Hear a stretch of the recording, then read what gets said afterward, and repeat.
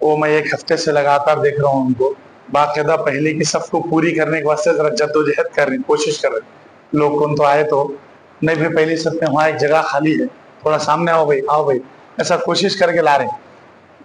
और नमाज में जरा जोर से आवाज से पढ़ना, इतनी आवाज के खुद सुन सकना, ऐसी कोशिश करने वालों में मैं हमारे अफजल भाई, ऐसा लोगों के अंदर थोड़ा सा तब्दीली आना शुरू हो गई।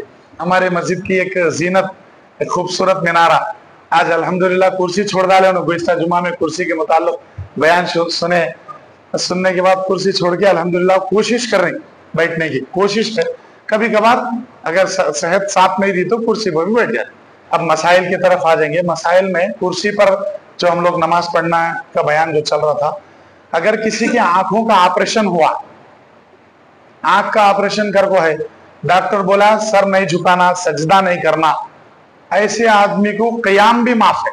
वैसा आदमी जो सजदा नहीं कर सकता, कोई भी बीमारी हो, गर्दन में पटा डाल ले गए है, सर झुकाना नहीं आता, या कुछ भी ऐसी बीमारी हुई हो जिससे आदमी को सजदा करने नहीं होता, हकीकी सजदा वो नहीं कर सकता, ऐसा आदमी इशारे से जो सजदा कर लेता, ऐसे आदमी को क़याम माफ है। जो इंसान सजदा नहीं कर सकता उसके लिए मसला है कि उन क़याम उसके लिए माफ है। अगरचे खड़े होकर पढ़ लिया तो बेहतर है, नहीं पढ़ सकता बैठना तो बैठने दो उसको।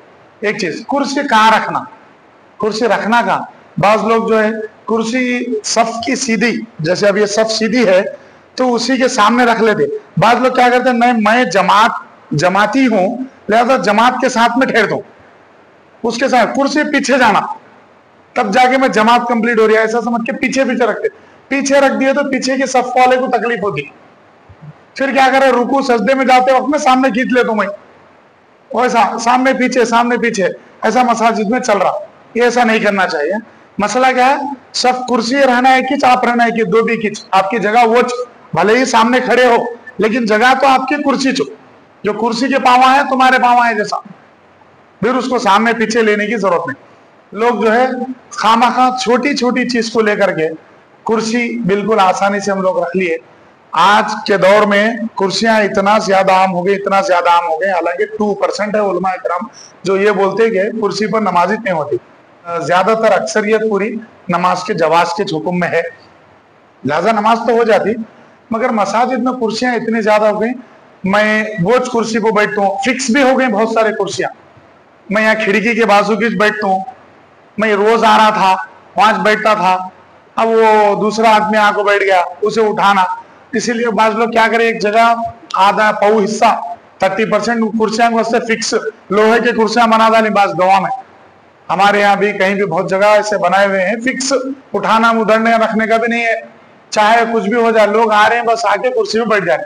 हालांकि पहले के लोगों को क्या बूढ़े नहीं होते थे, जंगा लड़को आते थे, जंग चलती थी, जंगा लड़के जख्मी होके आते थे, फिर भी जो है नमाज मस्जिद में पढ़ते थे, कुर्सियां नहीं रहते थे। यहाँ खाली दावत खा के आके हमें कुर्सी पर बैठ जा रहे, जंग लड़कों नहीं, दावत खा के आके कुर्सी में बैठ जाए, जरा सा वो नहीं भाई सजदा करा तो खाना मुंह में आता, उसके वास्ते कुर्सी पर बैठना पड़ता, ये कर लेता हमें लोगों बैठे। पहले एक दौर में जानिमाज बस काफी थी, पतला सा इतना, एक मुसल्ला रख लेते थे।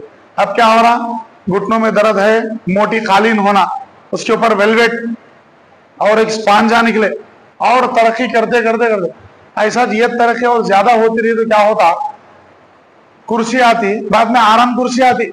नहीं हमारे जरा सौकार है उनको बैठने नहीं आता, वो बैठने भी तकलीफ होती है, सब प्लास्टिक के अंदर आराम कुर्सी होना।